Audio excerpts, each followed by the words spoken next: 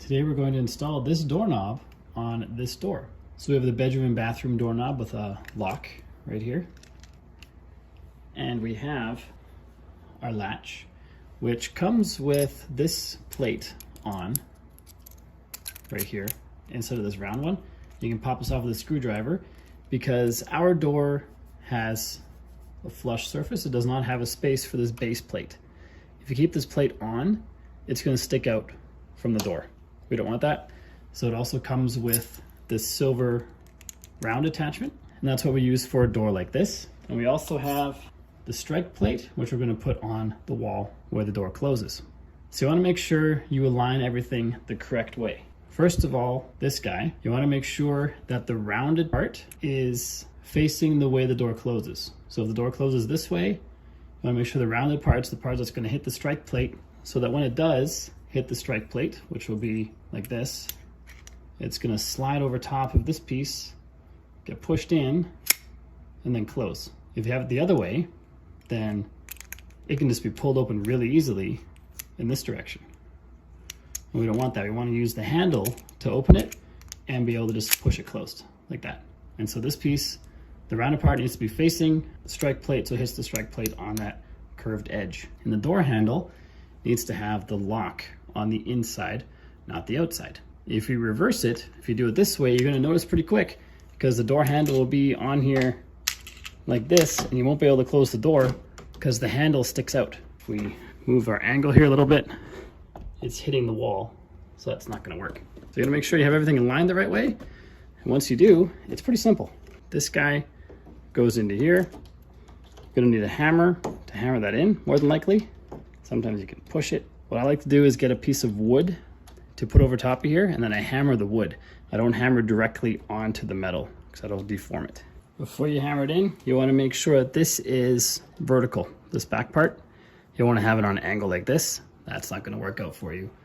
Or like that, or like this. Try to make this as perfectly straight up and down as you can. Get a piece of wood, any old piece of wood, push it down so this piece is depressed all the way in, and hit it with a hammer.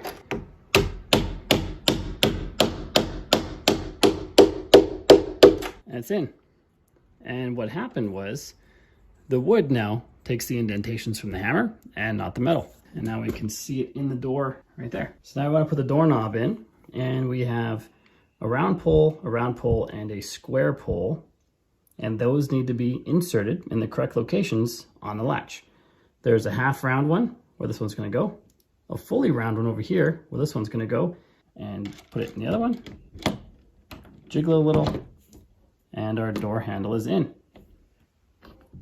On the other side,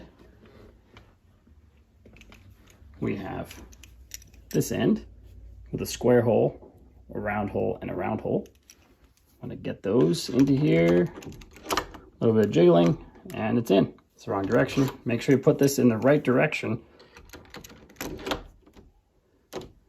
which is the handles going backwards. Otherwise the door won't close like we saw earlier in the video. Now we're going to get our bag of screws. These ones for the door latch. You see they have flat ends. These ones are going to be for the strike plate. There's a couple extras as well. Just going to start this by hand. And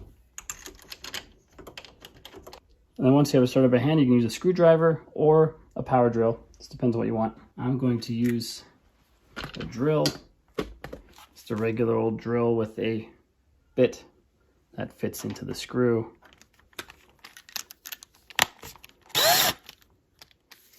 You want to make sure you do this very carefully because you don't want to slide off and cause the bit to scratch your doorknob or the handle or what have you. So nice and slow.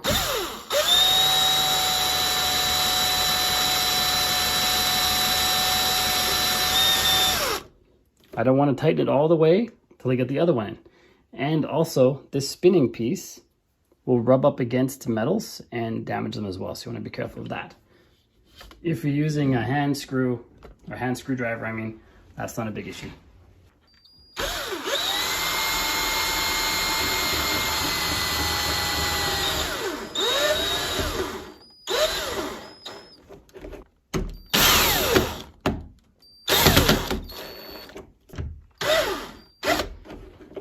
Because I have to do it off angle, so this guy isn't brushing up against the handle, I can only get it in that far, and the rest will do by hand.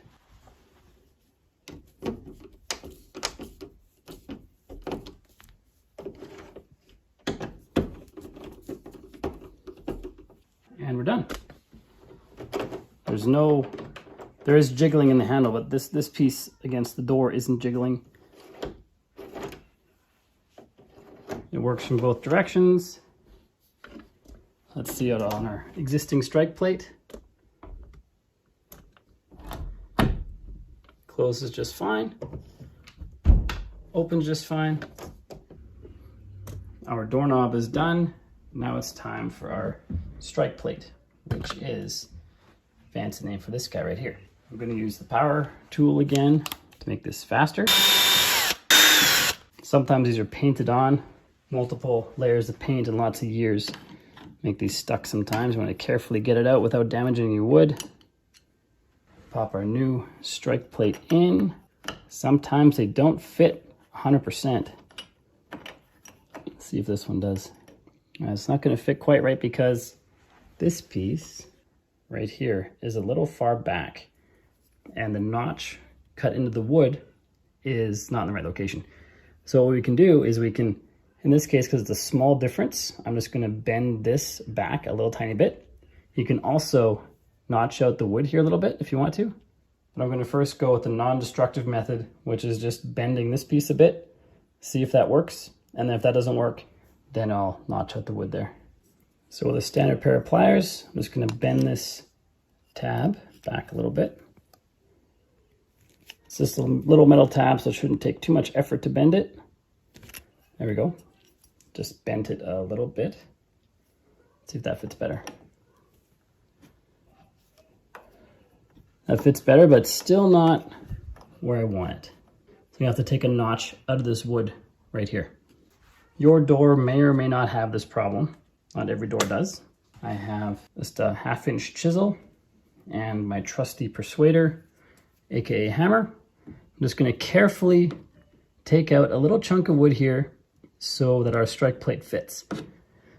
What you don't want to be doing necessarily is notching out on this back end. I could also cut out back here to make it fit, but it's going to look rough. It's not going to be perfect. Doing it with a chisel and cutting out a piece in here, this area is hidden, so it doesn't really matter. It's much more sustainable, much smarter.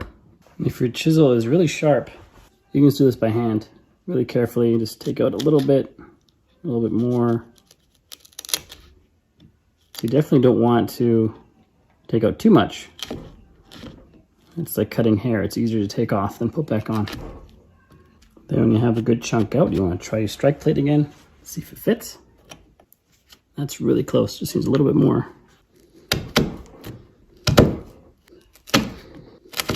There we go. Looks like that's in the right position. And with this face plate, or strike plate, sorry, it has these little lifted bevels here that are going up against the wood. That doesn't have a depression where these bevels will fit. So I have to drill out a little bit where the screws are going to go in just to make sure that they fit just right. And to do that, I have this drill bit, which is just the right size to make a depression for this beveled piece right here. So I just want to expand these a little bit. The holes don't line up perfectly, so I want to see where this is going to go. Use a pencil to mark these. I'll just eyeball it.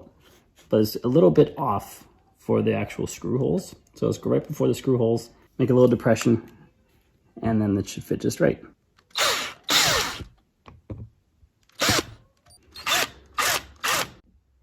With a little bit of finagling, finally got it in, cut out the area to fit just right. Now I can screw it on.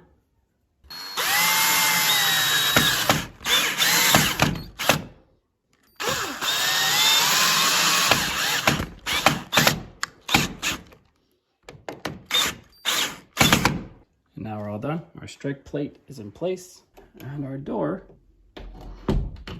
closes just how we'd expect. And it opens that way too. Our doorknob is installed.